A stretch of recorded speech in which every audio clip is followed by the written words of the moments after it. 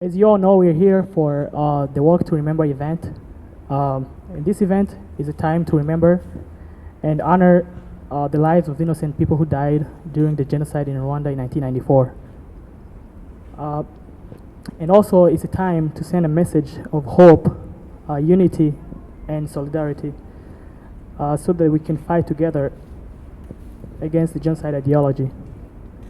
Without further ado, I would like to ask Pastor Mamira to come here and pray for us. Our Father, our God, our Creator, we are gathered here, God, as we remember our beloved ones who were killed in the genocide in Rwanda. You are the future leaders of tomorrow. You don't have to give up. What you do today determines what you will be tomorrow. Strive for the best. Be proud of who you are. Love each other. Do not give up. You did not survive to give up, but for a reason. Thank you. We're going to follow them as we walk toward the courthouse. And finally, I would like to thank the Kroc Center for allowing us to start the walk here again this year. Thank you very much.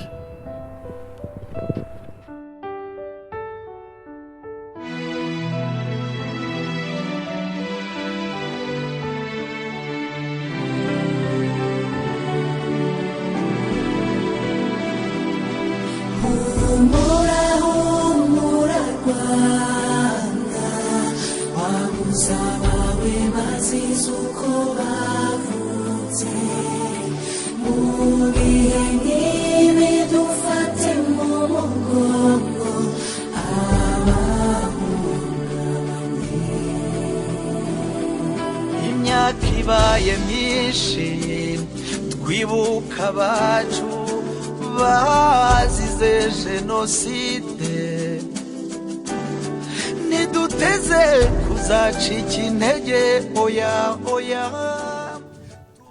Genocide ideology such as negationism and revisionism is still a problem that Rwanda is facing right now. Today, we're calling to the world leaders to stand with us in the fight against genocide ideology.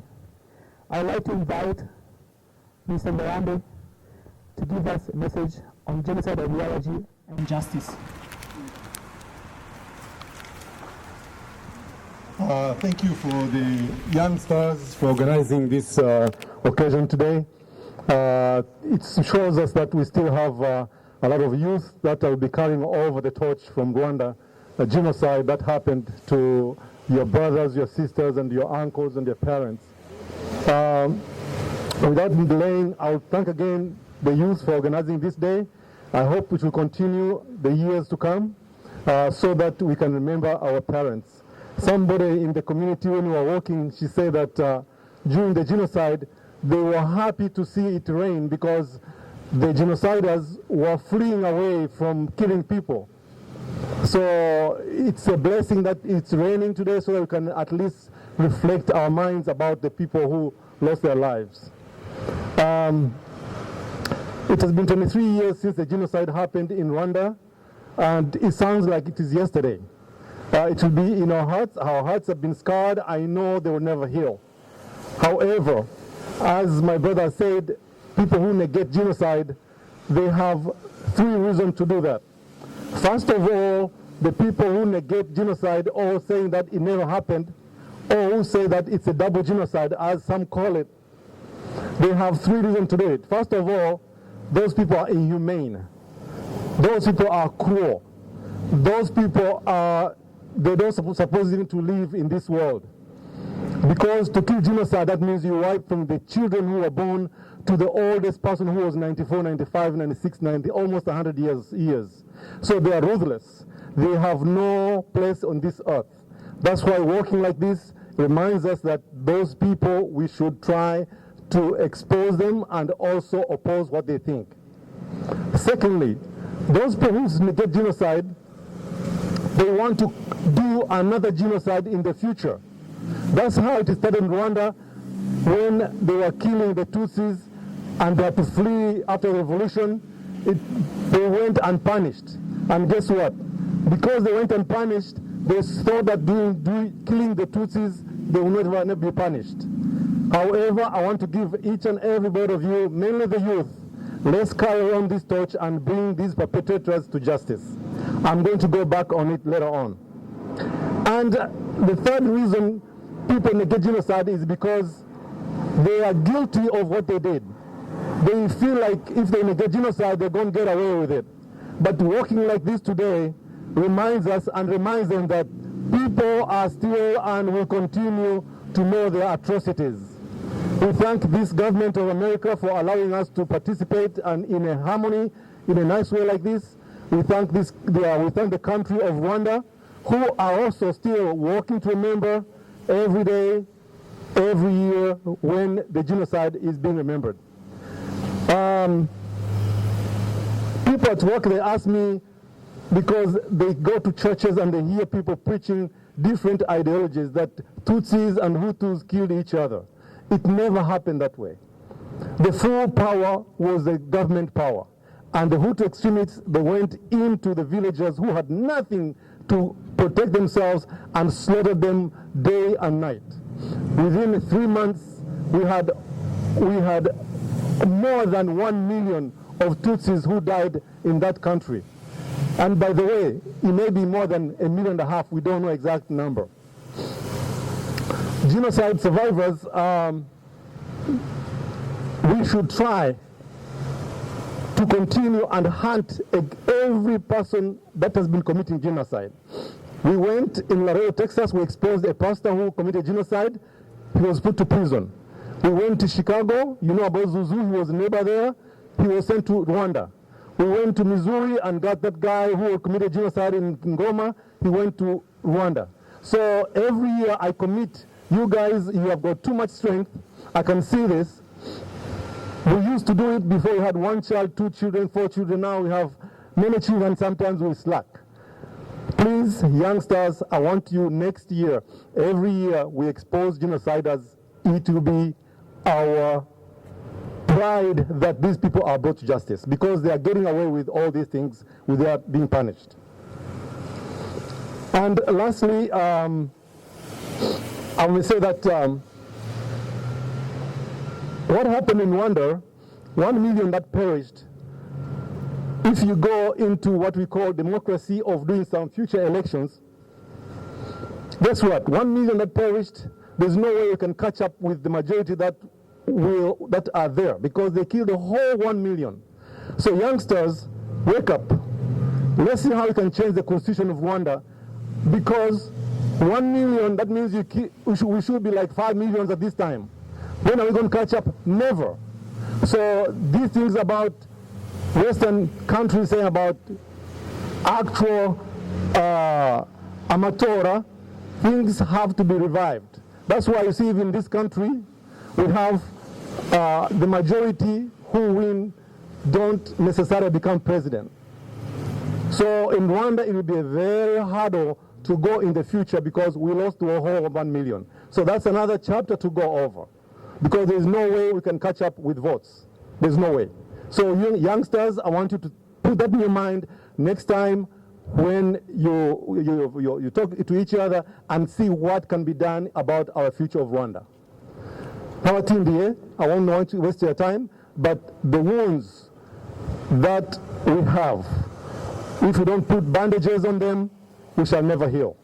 The only way we can heal ourselves is through prayers to our Lord Jesus Christ. Lastly, but not least, I want to ask the Rwandese government also to see genociders. We had one genocide survivor who was stabbed to death, and we still don't know the follow-up of that person. One person who dies as a genocide survivor is like losing a lot of people because maybe it's the only one that was left to testify in that community. So genocide survivors should really be protected and also be followed up in case something happens to them. Thank you very much for your patience. Thank you very much for coming as many as you are. Let's live on our legacy to our children and the future generation. Thank you. May God bless you. Thank you so much, Mr. Ngarambe, for the message on genocide ideology and justice. It is our obligation to stand together in the fight against any form of genocide ideology. We're going to continue our work, and we're going to walk to Morris Performing Arts Center for another program. Thank you.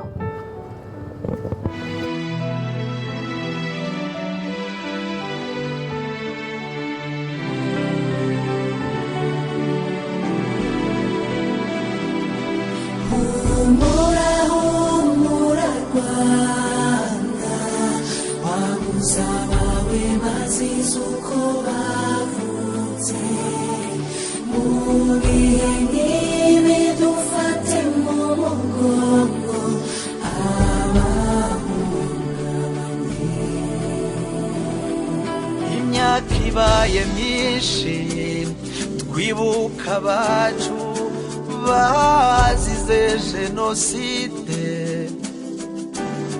niduteze kuzacika intege oya oya tubabwira ko mwakoze ishyano mwahekuye igihugu mwica ibiremwa imana yiremeye ikunze ijuru n'ibyabo yabaremye yarabakiriye kandi izabagororera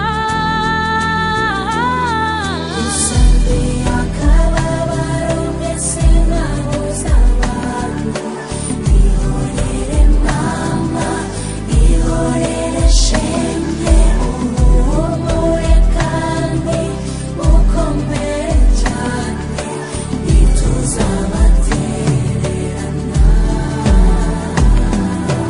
mureke twibuke jenoside yakorewe abatutsi turushaho gufatanya mu guhangana n'ihungabana mu bihe by'icyunamo umurizo wahungabanijwe n'ibyamubayeho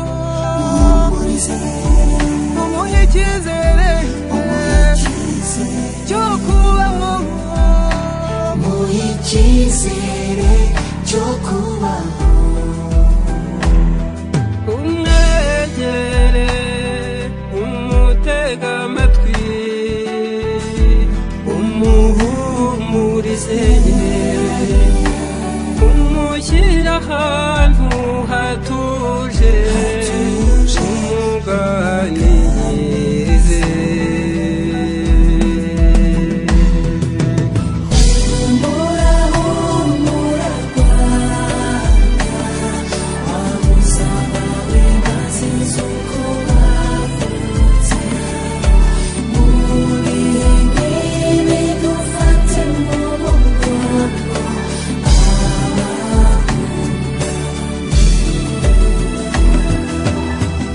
ugiye twibuka dukomere kandi tube maso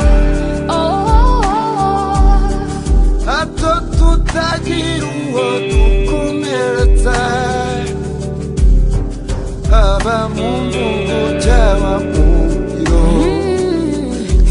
abapfobya jenoside mucire birarura abahembera ingengabitekerezo yayo muramenye mumenye ko u Rwanda atari indiri y'ubwicanyi no no no ahubwo ari ingobyi duhetse twese nk'abanyarwanda nimukomere mama hari ibyiringiro wicure nimba kandagira ukomeze habe widandabirana igirira icyizere uriho uzabaho kandi neza komera ukomere ukomere ukomere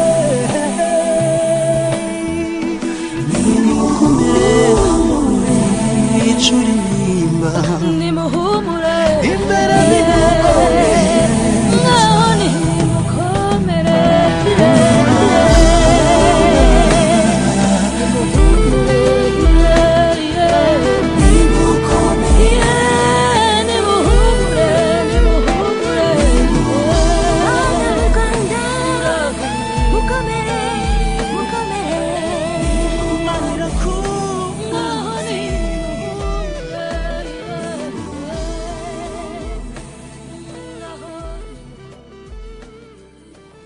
we're going to be reading names. These are our family members. These are our friends who were killed in 1994 genocide. This is the time dedicated to paying tribute to them. Let's remember them. Let's honor their lives. Let's strengthen one another.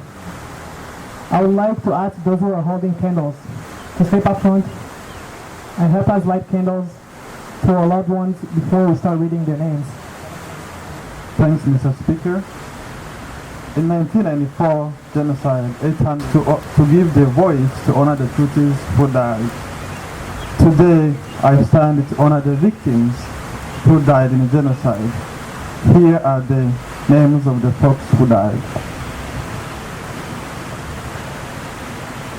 Jeanne Pomuseni Kagabo, Adere Mukamuranga, Jean Bosco Standard Kagabo, Jean Paul Kagabo Ingabire, Marie Claire Dada Omugwaneza, Thomas Karisa, Manasse Ngoga, Paul Wamungu, Mariamo Mukandinda, Tade Buzirabwoba, Stratoni Gakwaya, Alphonsine Uwamariya, Serge Munyeshema, Fideli Habarugira Rwakigeri, Eri Rukundo, Anne-Marie Mukamusoni, Michel Mageza, Madeline Mukagashagaza, Pascal Gasasira, Laisa Umutoni, Clarisse Uwomunda, Innocent Mujamana, Theodori Taratibo. Thank you. I would like to welcome Marike Rwakigeri to turibuka Angelique Ashimwe, Father Maseni Mugirente, Father Strato Gakwaya, Uziel Lufuku, Angelique Hategekimana, Andrea Hategekimana, Kone Nshimyumukiza, Jackie Nshimyumukiza, Charleston Intare Lufuku, Sharon Lufuku, Janet Lufuku, Anselme Semuhungu, Viseni Nkundabandi, François Sempabuka, Monique Havugimana, Eric Kayijuka, Claudine Kayijuka, Michael Munyangaju, Cecilia Neoyita, Ernest Kayiranga, Theonest Karagire, Zakari Sefuku, Galatia Sefuku, Johnson Sefuku, Radisirasi Semuhungu. Turibuka kandi Anastasie Mukangwije, Emmanuel Mupenzi, Auguste Ruzindana Semuhungu, Sebastien Semuhungu, Raisa Umutoni, Clarissa Uwonkunda, Kostika Rutagengwa, Claudie Karangwa, Giselle Uwimana, Liliose Tuyisenge, Alivera Niyibizi, Auguste Murindabigwi, Claire Mukabutera, Isabelle Niyoyizeye, Beata Uwamariya, Asina Paul Rukaka n'abana be, Dick Nteziryayo, Anne Kameya, Auguste Buguzi, Jean Baptiste Gasarasi, Alexis Rutayisire, Esther Kangeyo, Mediatrice Murorunkwere, Iva Shuti, Evariste Kamugunga, Genereze Mukobwa, François Mbonyumushi, Rangwida Mukanyonga, Adele Mukampundu, Innocent Sano, Jerome Kayitare, Innocent Karuranga, Ezekias Bandora, Marita Bandora, Caritas Ribagiza, Eram Ndagijimana, Tabita Karinganire, Emmanuelia Ishimwe, Marie Claire Umugwaneza, Jeanne Po Kagabo, Faustin Kimonyo, John Mageza, Agnes Mukarugambwa, Bibiane Murekatete, Karambizi Pierre Claver, Umulisa Jean d'Arc, Emmanuel Sharangabo. We are going to continue our program by lighting a candle of hope. This candle reminds us that even though we lost our loved ones, our lives were shattered, they see hope. A hope for a better future. A hope for a brighter future. We have a legacy to carry on. We have an obligation to carry on the legacy of our loved ones. I would like to ask Malik to help us light a candle of hope.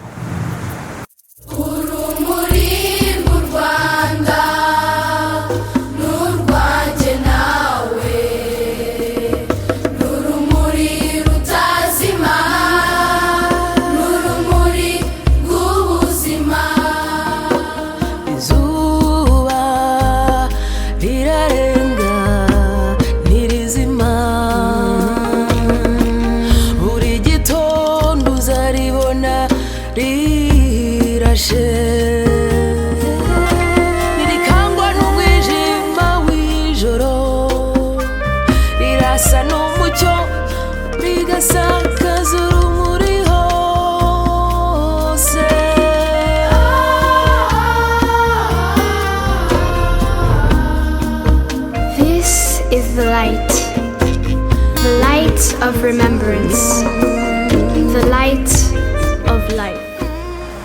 These are the names that we were able to collect. We understand that there are still more people who were not able to give us their names. We also remember them. They were taken away from us too soon. Our love and memory shall never fade. Inside our hearts, we always stay. As we approach the end of our program today, I would like to ask Christian Mihigo to step up here and give us a message of hope.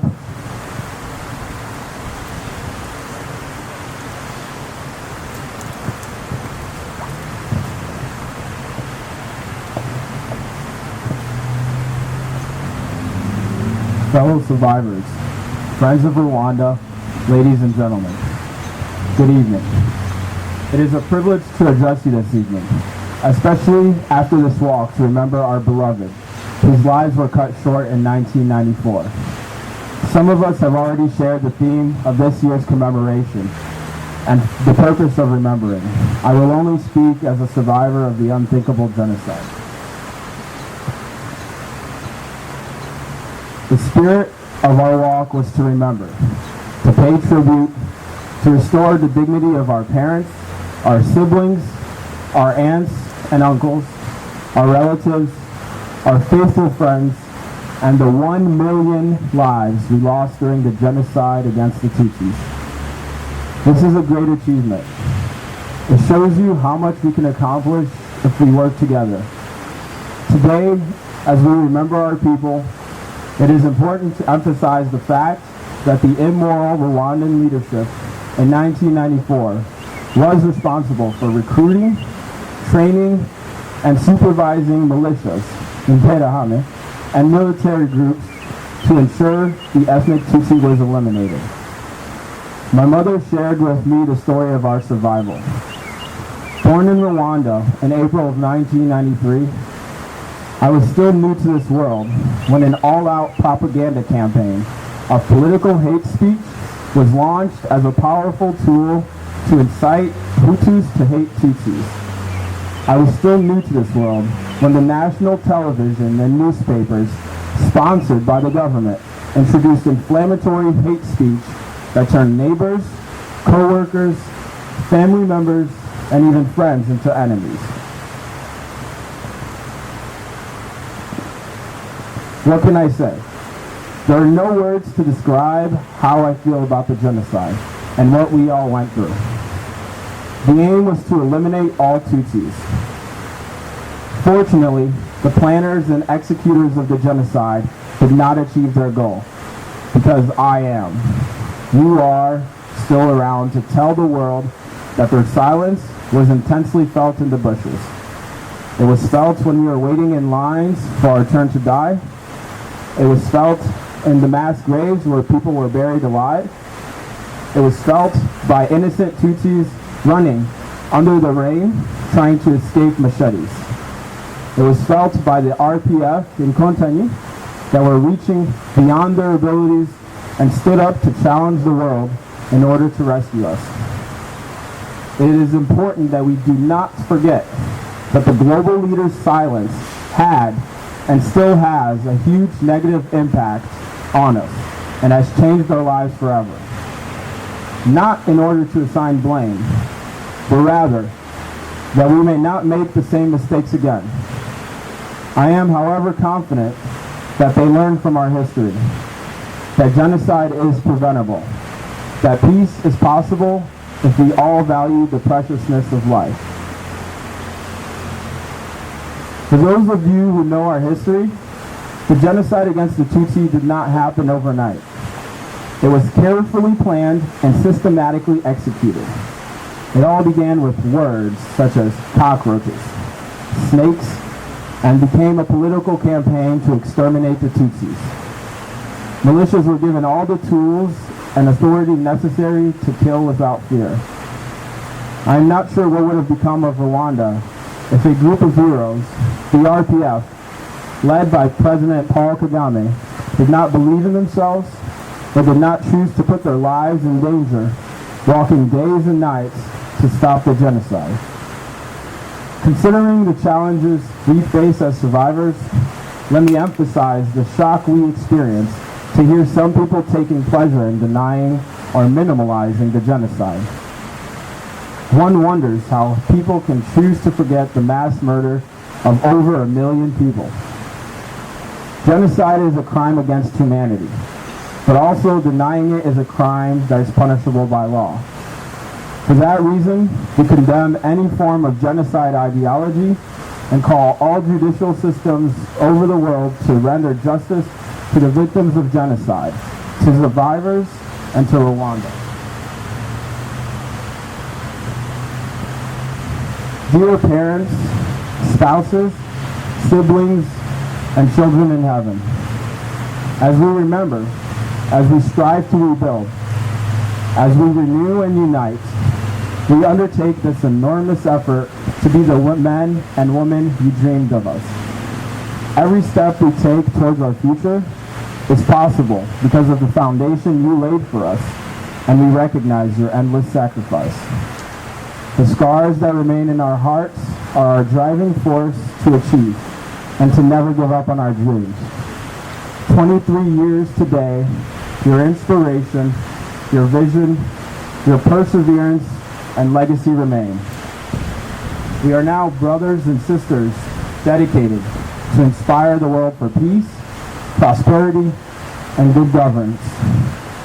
The God who called President Kagame to lead our nation gifted him with an inspiring vision and exalted wisdom to continue to turn Rwanda into a beautiful and amazing country that we are proud of. As we light the flame of remembrance, we restore our dignity. We install a beacon of hope for a brighter future. The darkness is over. We have become men and women of hope with an incredible commitment to improve our lives and those around us in a very remarkable way. Ladies and gentlemen, as we celebrate the lives of those we lost, the lives for which the memory is still alive, the lives we want to remember for eternity, we walked together to express our unity and commitment to contributing to build a peaceful world.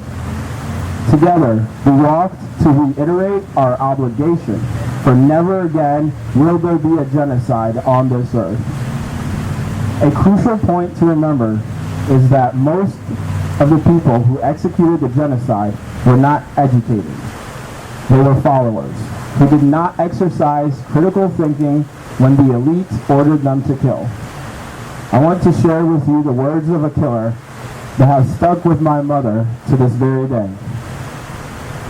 I am on my 543rd kill. If the elite tells me what to do, I will do it. He is clever and knows what he is doing. This statement speaks volumes about the lack of education. Ladies and gentlemen, we must keep in mind that education is central to healthy homes. Education builds a diplomatic and stable nation. That is why you and I must be inspired to challenge ourselves to get a strong education. No matter the circumstances, no matter the size of our family, no matter our status, no matter our financial situation. All I know is we can, and we have no choice. Otherwise, we risk repeating the mistakes of our history. When you survived, you were called to push yourselves to live well, to serve, and to be instruments of peace. I hope every day brings you desire, determination, and vitality to become one of tomorrow's leaders who positively impacts our world by promoting and striving for lasting peace. Remember, where there is no peace, there is no prosperity, there is no health, and there is no hope. And where there is no hope, there is no life. Being in a country that presents no barriers to those who are determined, we were gifted with countless opportunities to sharpen our future. Let us grab them quickly because they may be gone tomorrow. When we meet our loved ones once again, let us be able to look them in the eyes, knowing we wasted no time, ignored no opportunities, or took for granted God's most invaluable gift, life. We all have accomplished so much by closing the door to hatred and bitterness.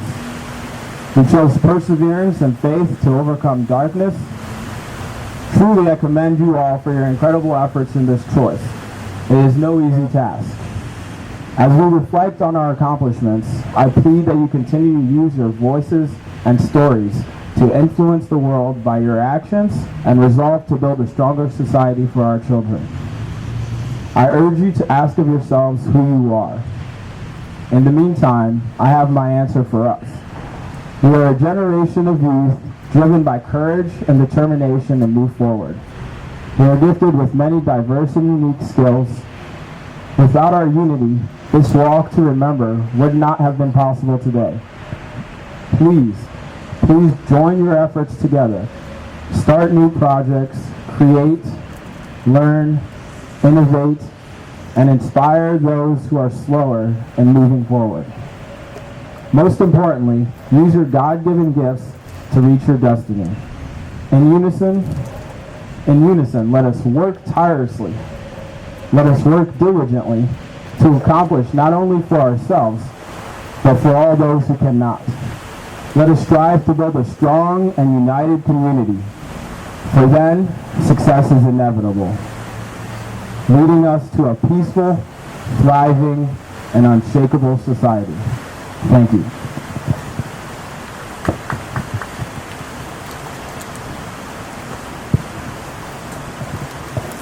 Thank you so much, Mr. Christian Mihigo, for such an inspiring message. Ladies and gentlemen, we've come to the end of our program here. But before we leave, I would like to invite you to a night vigil at Arabesque Palace. The address is 1701 North Ironwood Drive, South Bend, Indiana, and the zip code is 46635. The address is also on the Arabesque Palace program handout. We would like to ask Mrs. Jackie Mukadwema to help us with the closing prayer. Data manisho byose mubyeyi mwiza turi hano ku bwawe, turi hano ku imbabazi zawe mwami, turi hano ku rukundo rwawe mwami, turi hano ku bw'ubuntu bwawe mwami. Ibyatubaye nk'abanyarwanda nubwo wabyemeye bikaba, ariko tuzi ko urukundo dukunda ruzatugeza mu ijuru, kandi cyane cyane tuzi ko abacu bagiye Mana wabateguriye aheza. Ntabwo dufite impungenge aho bari Mana, dufite ibyiringiro y'uko biteguye, wabahaye igihe gihagije Mana ishobora byose kugira ngo bitegure. Dufite ibyiringiro Mana, turakugize Mana ishobora byose ngo natwe ubwacu ubwo turi hano ndetse n'abacu batari kumwe natwe Mana, twese tuba kwitegura Mana ishobora byose. Turagushimira uyu munsi Mana ishobora byose, turagushimira cyane abana bacu batweretse igikorwa nk'iki, batweretse ko manishwa byose bari committed, manishwa byose batweretse ko bazagera ikirenge mu cyawe ndetse no mu cy'ababyeyi babo n'inshuti zabo n'abavandimwe babo bagiye. Mana ikiranuka, turagushimira ko waduhaye ubu kuba muri iki gihugu. Hari benshi batabibashije Nyagasani, bari mu gihugu cyacu bahura n'ibibazo bahuye nabyo ndetse twe bimwe ntitubizi, ariko manishwa byose n'uyu munsi kuba bamwe bari mu gihugu cyacu duhagararanye nabo ni kubw'ubuntu bwawe, imbabazi zawe, ubuntu bwawe manishwa byose. Bakaba baryama bakabyuka bakajya ku kazi, abana bakajya mu mashuri, Mana ikiranuka ubuzima bukaba bugenda. Bashakaga ko ubuzima buhagarara ariko ntibwahagaze. Manishwa byose uradusaba kugira ngo dukundane, ntabwo twabyishoboza, turagusabye ngo duhe urukundo rwawe, duhe urukundo rwa Yesu. Abana batweretse urukundo rwawe uno munsi Nyagasani, bashyira igikorwa nk'iki hamwe. Mana ikiranuka, turabaguhaye, tubashyize mu ntoki zawe, ndetse n'abatari hano batabishoboye, abana bacu tubashyize mu biganza byawe Mwami. Mana ikiranuka, igihugu cyacu ugifite mu ntoki, aho kigeze ubu ngubu kizamuka ni ku bwawe Mana ikiranuka. Ibi Mana ikiranuka ntabwo twatuzi ko bishobora kugera hariya, ariko Mana ishobora byose, ubwiza igihugu cyacu gifite ni ukubera urukundo dukunda.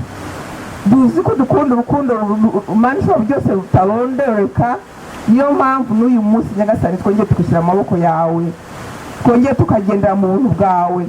Tugusabye gukomeza ubane natwe kurutaho Nyagasani, ugiye kuzagera mu bwami bwawe. Turakwihaye umwe kuri twe, igihugu cyacu dushyize mu maboko yawe kugira ngo Nyagasani ukigenge, uzi ibigikwiriye. Turagushimira umuperezida waduhaye, tumushyize mu maboko yawe nyuma manishwa byose. Ukomeze ubane nawe, ukomeze umuyobore uko bigaragara Nyagasani, ni gahunda yawe umuyobora, ntabwo ari wowe wenyine Mana. Manishwa byose bana natwe muri byose, turagushimye bana natwe none iteka ryose mu izina rya Yesu. Our grandparents, our friends left us too soon. These are the people that were dear to us. They were our mentors, supporters, and friends. We remember them tonight. Let's remind ourselves that even though we lost them, there is still hope for a better future and a brighter future. Let's stand together, comfort one another, and reaffirm our commitment to never again another genocide. I would like to take this time to invite Mr. Theophile to speak. Ntabwo ari speech ahubwo ndagira ngo tuganire duhereye no ku magambo yavuzwe. Hari amagambo imibaru yavuze, hari n'ayo Mason yavuze, nanjye ikiganiro cyanjye nawe ngira ngo tukiganishe kugira ngo duse nk'abashyira ibitekerezo ku murongo umwe. Nk'uko tubizi, Genocide yakorewe Abatutsi mu 1994 mu Rwanda, nk'Abanyarwanda turabizi twebwe kurusha n'abandi bantu bose, mu bwicanyi ndengakamere nta kindi twabigereranya. Ariko uko ibihe bigenda bisimburana, ibintu bigenda bihinduka bigafata andi masura. Ahanini muri iki gihe amasura agezeho nawe gushaka kurwanya ya Genocide yabaye, ikarwanwa mu rwego rwo kwipfobya cyangwa kwerekana ko itabayeho, bigakorwa n'abantu nanone, hari ababifitemo inyungu, hari n'ababikora batabizi. Niyo mpamvu nagira ngo tuganire tubarisha ku myumvire imwe kugira ngo byibura natwe ubwacu twumve niba tubyumva kimwe, kuko iyo tubyumva kimwe nibwo tubasha no kubiha inzira imwe, ari uguhangana nabyo, ari no kubirwanya. Twese twemera neza ko Genocide nta yandi nta bundi bwicanyi buburenze bushobora kubaho, kandi turabizi neza uburyo byateguwe. Leta yarabiteguye, ifata igihe kinini, ifata imyaka myinshi yo kubyigisha abaturage. Abaturage bamwe bigeraho bibajya mu mitwe, bakumva yuko ari bwo buzima, bakumva ko igice kimwe kitagomba kubana n'ikindi gice. Ngira ngo akenshi ni naho duhera tuzana ngo ni jenoside yakorewe abatutsi, kuko hari ababipfobya cyane, baravuga ngo ni ubwicanyi gusa, bikarangira ngo ni ubwicanyi ndengakamere, ariko icyo gihe ntabwo uba ubihaye uburemere nk'ubwo bwagakwiye kuba. Tuzi ko byigishijwe kugira ngo igice kimwe cy'ubwoko bw'abanyarwanda kirimburwe burundu.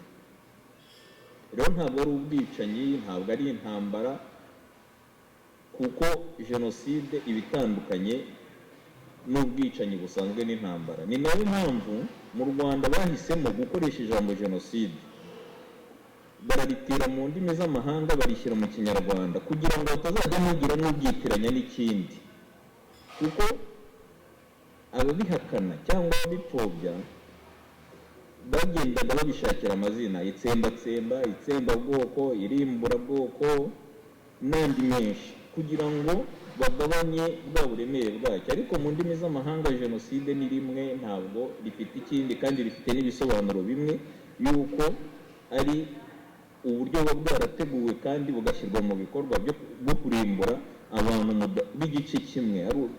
Bashobora kuba bahuje ubwoko, bahuje amadini, bahuje imyemerere cyangwa ibindi, ariko ukabishyira mu bikorwa ukabarimbura. Mu Rwanda rero turabizi neza yuko ariko byagenze, ko jenoside ari ikintu cyagiye cyigishijwe,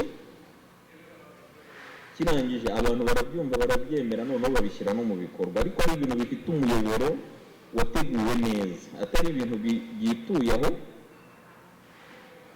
ku buryo n'ugiye ubu ngubu n'uwashaka kubipfobya ariko ukura bakuzi.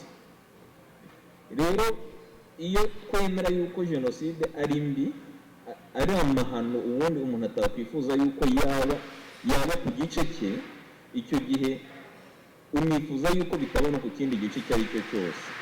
Akaba ariyo mpamvu dufata umwanya wo kugira ngo tubyibuka, atari ukugira ngo kubera kwibuka gusa, ahubwo ari ukubyibuka kugira ngo turebe bwa bubi bwabayeho, bwa bya bintu byabaye.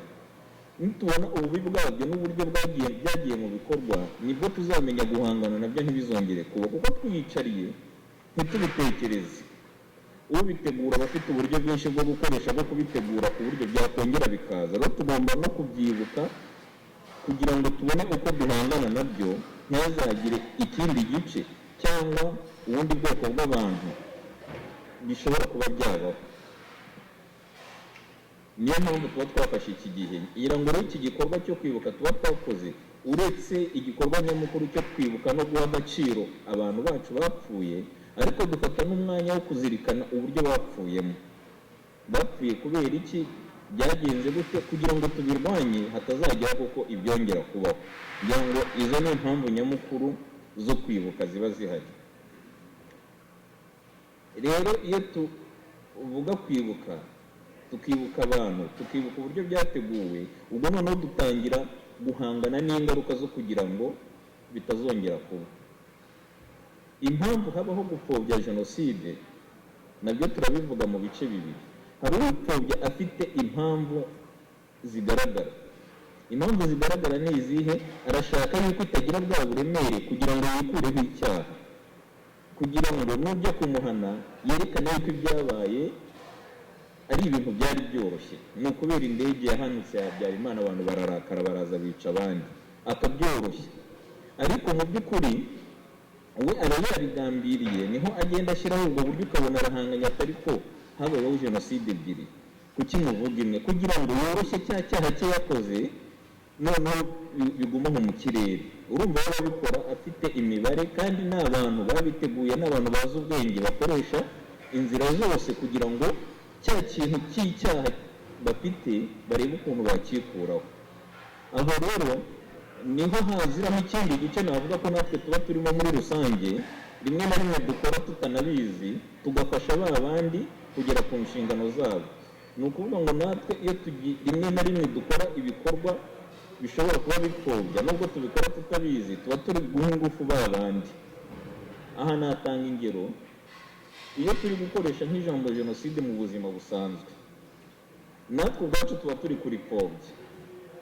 Ngira ngo mu gihe cyashize ubu bigenda bigabanyuka, ariko wabonaga abantu niba bari kwinywera inzoga baganyweye nyinshi bati twakoze jenoside y'inzoga, twakoze ikintu cyose bakaryoroshya iryo jambo, kandi jenoside rifite ibisobanuro byaryo bihagije. Iyo turi koroshya icyo kintu tuba turi gutiza imbaraga wa wundi ushaka kugikoresha we kugira ngo kimuhanagureho icyaha afite. Niyo mpamvu rimwe na rimwe tuba tugomba kwitondera, cyane cyane mu bihe byo kwibuka niho bikunda kugaragara cyane, tuba tugomba kwitondera imyitwarire natwe yacu. Hari igihe uba wibwira ngo wararokotse cyangwa nta ngengabitekerezo ufite, ariko ugafasha umuntu utabizi, cyane cyane iyo hariho nka gahunda we ntuzigemo, uba uri gufasha wa wundi utabizi ariko uri kumutiza imbaraga. Kuko icya kabiri nari kuvugaho ari nacyo nahita nkurikirizaho ni ikijyanye n'izi gahunda zo kwibuka. Mu buryo bwo gupfobya jenoside harimo kuvuga ngo izi gahunda zitwara umwanya, abantu ntibakwiye kuzikora, bagakwiye kujya mu zindi gahunda, bati ni igihe baba bari guta. Ubikora wowe bafite impamvu, ariko wowe iyo kakugiyemo kaguta ariko kuko nta n'umwanya mfite, ubu mutije umurindi utabizi ko aragira ngo na cya gikorwa kizazimangatane, noneho n'ujya no ku muntu akubwira ati ariko bya bintu nta n'agaciro bifite na ba nyirabyo ntibabijyamo, kuki mwebwe mwumva yuko twebwe twakoze amahano adasanzwe n'abandi batabijyamo? Niyo mpamvu tuba tugomba kuba hamwe ariko tugafokasinga kuri icyo kintu kimwe, ko twebwe tuzi akamaro kabyo. Twebwe tuzi ko akamaro kabyo nitubivuga tukabisubiramo tukareba ububi bwabyo tugasubira muri bya bihe, biba biduha imbaraga zo kuvuga nta wansubiza muri bya bindi kuko ndabizi mba mbyibuka. Ikindi kibazo gikunda kubaho ni uko abo bantu rimwe na rimwe bapfobya bakoresha imbaraga z'abandi bantu batari babirimo. Urumva nk'uko nakomeje ngenda bivuga, bakoresha uburyo bwo kugira ngo bikureho icyo kintu. Niho bajya mu miryango mpuzamahanga bagashaka gukoresha abandi bantu, bakavuga ati dukoresha abanyamahanga, tukabasobanurira, ntibahe agaciro igikorwa cyo kwibuka cyangwa ibijyanye na jenoside muri rusange. Muri bo baba bari kwitegurira inzira yo kuvuga ngo cya kintu tugenda tucyoroshya kizasigaraho cyarazimangatanye. Ibi rero tuba twakoze twebwe tuba tugomba kubyishimira, no kuvuga ngo ni ukuvuga ngo cya gikorwa twebwe tuzi ko jenoside ari mbi, tuzajya duhora tuyibuka, twibukiranye ibibi byabaye, twongere ababishoboye twongere dutanga ubuhamya kugira ngo tugume muri bwa buzima, bikomeze biduha imbaraga zo kuvuga ngo duhangane na cya kintu kibi, duhore tukizi ko ikintu ari kibi, niduhangana nacyo nibyo bizaduha imbaraga byo gutuma kitazongeramo kugaruka, ahubwo dufate na gahunda zo kuvuga ngo n'uwashaka kukituzanamo amenye yuko tukizi ububi bwabyo, aho gituruka n'aho kigera. Abahakana jenoside rero babifitemo imbaraga, ariko abo nakwita sinzi nabo navuga ababarwanya, ahubwo bashaka kwerekana yuko ari mbi, bo ntibabifitemo imbaraga. Aho noneho tuba tugomba gushyira nanone imbaraga zindi, tukareba twebwe uruhare rwacu ni uruhe, ntabwo ari uguceceka.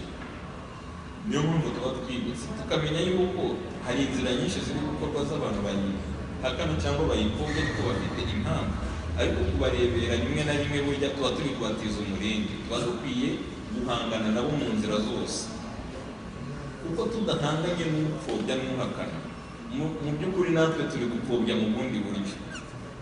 Iyo uzi ukuri kw'ikintu umuntu akakinyuraho akakivuga ukundi, ukamwihorera ngo uriye cyangwa ukamwita n'umusazi rimwe na rimwe, ariko mu by'ukuri nawe uba umushyigikiye mu yandi magambo kuko numurwanyije. Ahangaha nkaba ngira ngo rimwe na rimwe bitandukanya, biragoye kubitandukanya cyane.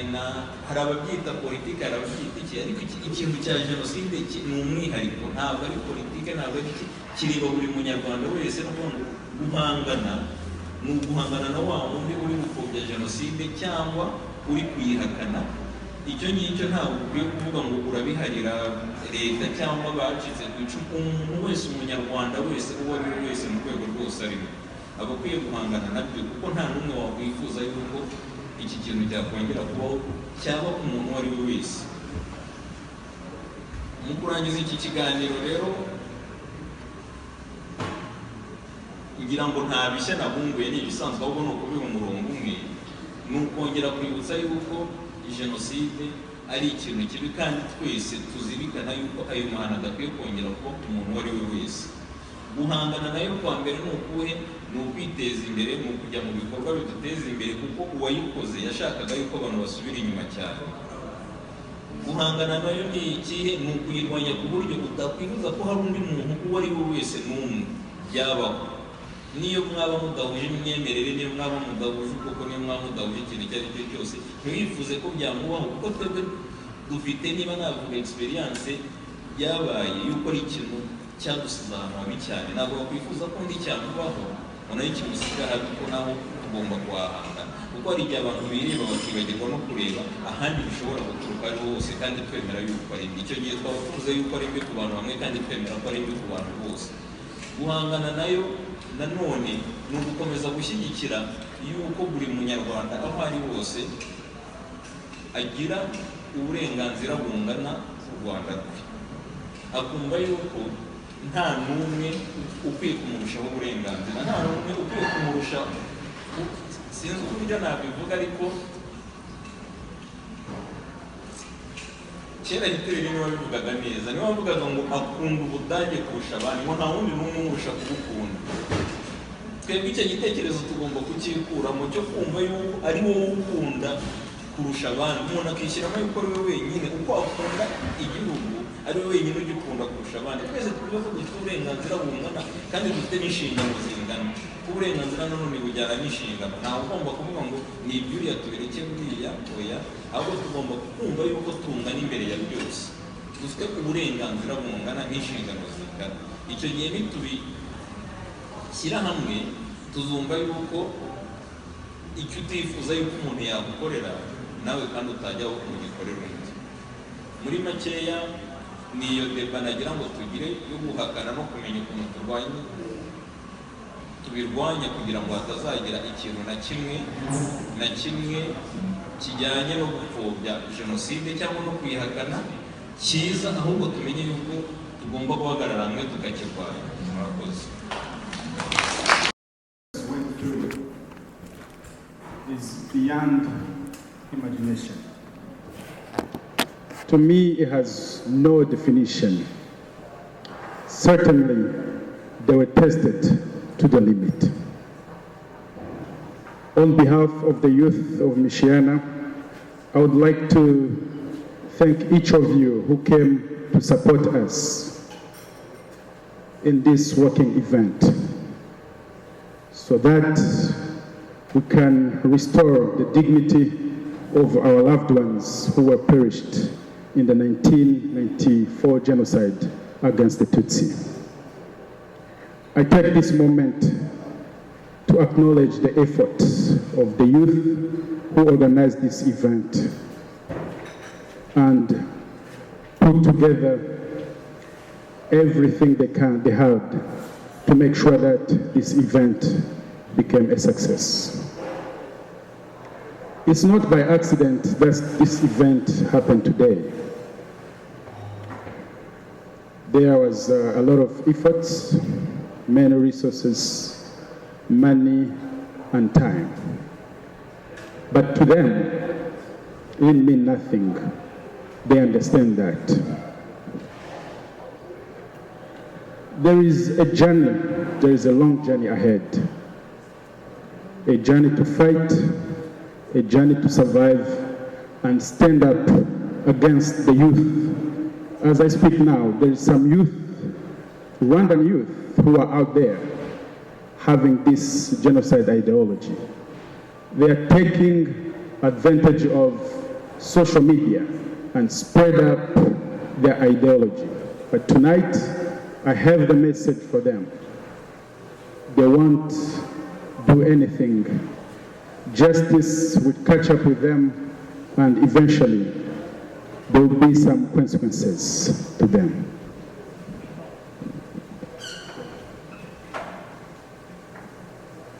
As I mentioned earlier, as you see, the youth did a very, very good job. From the beginning to the end. It didn't happen overnight. There was a group of people, organizing team who worked tirelessly to make this event to happen. In that regard, I'll call Mr. Didier to come forward and thank in a special way people who worked hard, not only the youth, also for other people who work closely with them to make sure this event happened today. So please, Mr. Didier, welcome.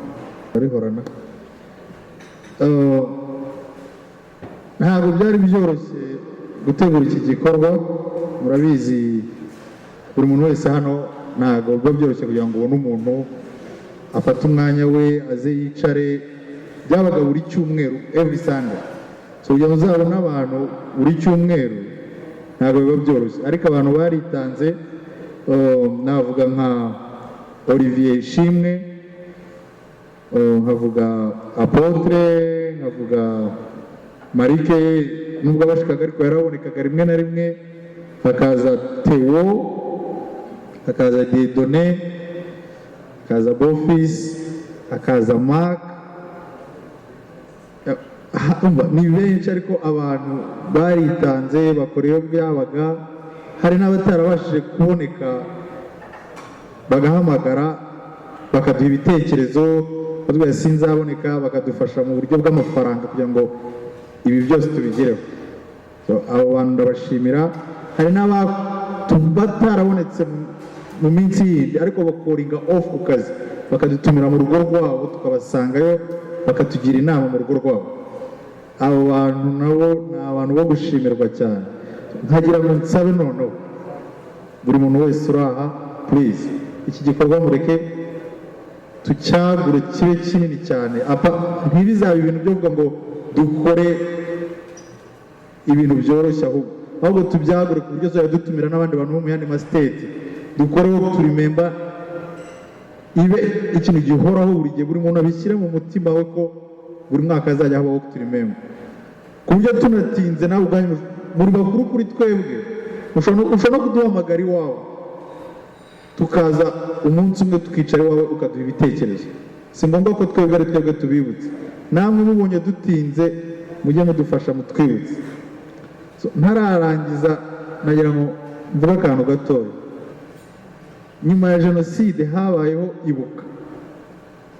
ibuka ifasha abacitse ku icumu mu buzima butandukanye, amashuri bashyiraho farije. Nyuma leta iza gusanga kwibuka jenoside, ibuka ifite inshingano nyinshi cyane. Kwibuka jenoside ni ikintu gikomeye cyane nacyo, bakeya seneri kugira ngo batandukanye kwibuka n'ibindi bikorwa bigendanye na jenoside, bibe kwibuka byonyine. Igitumye bivuze ibyo ni hano buri mwaka mu kwa kane hari imbuga za WhatsApp dukeya kugira ngo babashe gukangurira aba community ya hano. Please najya ngo mbisabire buri muntu wese ntafokasinze ku muntu runaka. Hari iyo ujya kubona ukabona uricaye umuntu atextinze ibintu byawe mu miryango, abantu barwaniye mu ngo zabo, ni ibintu bitumba ku munyarwanda na gato. Please mureke kwibuka tubitandukanye n'ibindi bintu byose, ahubwo tuzakeretinge WhatsApp ya community nyarwanda icaho ufite ikintu gitekerezo ushaka gutanga tugitangemo ibitekerezo, ufite ikintu ashaka gukora mu rugo adutumire kuri WhatsApp, nimba afite abantu ashaka gutumira twese adutumiye tubashe kubyakira. Ariko nihabaho kwibuka, please tubitandukanye n'ibindi bintu byose. Nimba ari ukwibuka utange igitekerezo, nimba ushaka kwibuka abawe, ushaka gutumira abantu bawe utange nk'igitekerezo kigendanye no kwibuka. Ariko ikintu kitagendanye no kwibuka aho hantu kikahaca. Ndumva aricyo kintu narangirizaho. Murakoze, mugire umugoroba mwiza.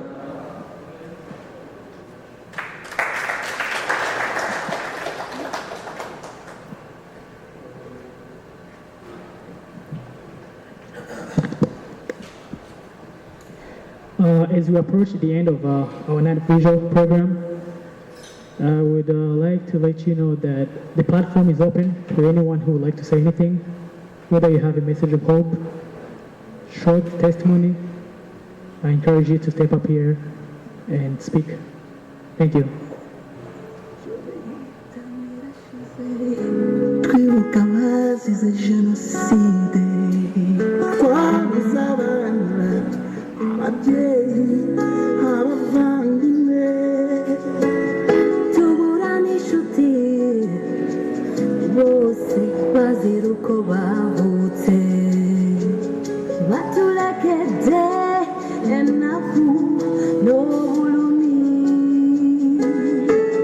bamurekwa. ndagira